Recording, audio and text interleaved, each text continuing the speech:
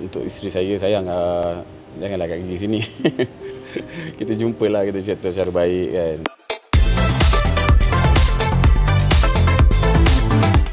Okey je, tak adalah okey, memang tak okey lah. Tapi saya tak sangka lah ending dia saya kena ke sini tu je. Saya sayang sebenarnya. Hari ini kita dikejutkan dengan situasi bila mana peguam yang mewakili Ukasha sebelum ni tak layak tarik diri. So saya percaya sepatutnya ada peguam baru yang datang lah, tapi tadi tak ada. Jadi kita sebut di sebelah pihak sahajalah. Kita sebut dengan atas kehadiran Kamal seorang sahajalah. Jadi hakim bagi peluang dengan amaran sekali lagi untuk dia datang bersama peguam lah untuk teruskan kes ataupun tidak. Tadi apa yang berlaku adalah Kamal tak keluarkan apa-apa kenyataan kepada mahkamah tentang isu kes, tapi mahkamah terus tangguhkan kes sebab ketidakhadiran dia lah. Saya tak pernah tolak apa-apa korang punya interview ke apa, tak pernah kan. Cuma hari ni je saya minta excuse. Tak tahulah benda ni betul-betul bagi impact kat perasaan saya sekarang ni. Bila ada kat bilik tu tadi saya tak best langsung. Tapi saya nak buat statement, okey.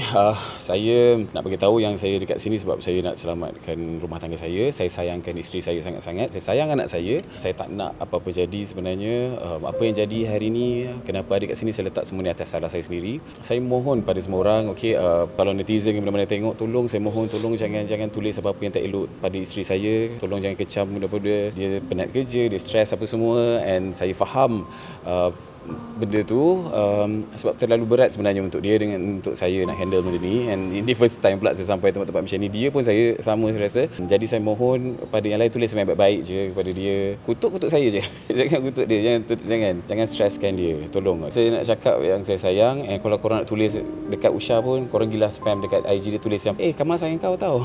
Jangan ini tulis sweet-sweet je. Okey, jangan, tolong saya mohon letak apa-apa semua atas salah saya. Saya minta maaf apa-apa kalau ada salah saya pada dia, pada keluarga dia ke apa, saya betul-betul minta maaf. Dan ada benda yang saya boleh share, ada benda saya kena share dengan keluarga sahaja, bukan untuk saya share dengan netizen. Ada masalah, ada benda berkait yang saya kena share untuk among family sahaja, kerana saya rasa benda ni cerita family, bukan perlu saya nak jual jaja dekat semua orang. Okey, itu isteri saya. Walaupun kita orang tak jumpa, lama tak jumpa, rindu. Tapi saya sebagai suami, saya maafkan. Saya maafkan. Ada khilaf juga daripada saya sebenarnya. Macam saya perlu kata, benda tu bukan salah dia. Ada benda yang kita orang perlu selesaikan secara keluarga sebenarnya, bukan untuk semua orang. Jadi saya minta maaf sekali lagi untuk semua orang. Untuk isteri saya, sayang, janganlah kat gigi sini.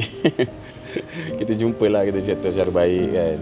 Untuk benda ni, untuk Haura, untuk anak, and saya tak nak share benda ni untuk orang.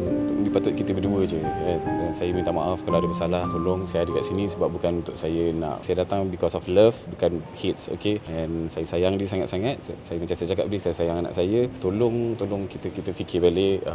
Susah kita nak sampai ke level ni, sampai ada Haura apa semua, apa yang kita been through. Mungkin kalau ada apa khilaf daripada saya mohon maaf. Ada benda yang saya tak sedar ke apa semua, saya letak semua salah dekat saya hari ni. Yang paling penting, saya tak curang. Saya tak ada orang lain, saya tak ada sesiapa saja. Saya hanya ada dia dan anak saya je. Okey, itu paling penting.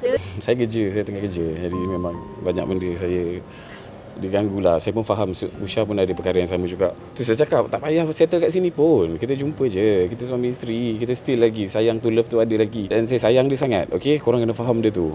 Saya tak ada orang lain. Apa pun jadi, jumpa, kita boleh settle baik-baik. Saya tak nak bulat apa-apa. Saya cakap sebelum ni, saya tak tahu jalan lagi mahkamah syariah kan. Sekarang saya dah tahu alamat dia. And memang tak best langsung. Okey.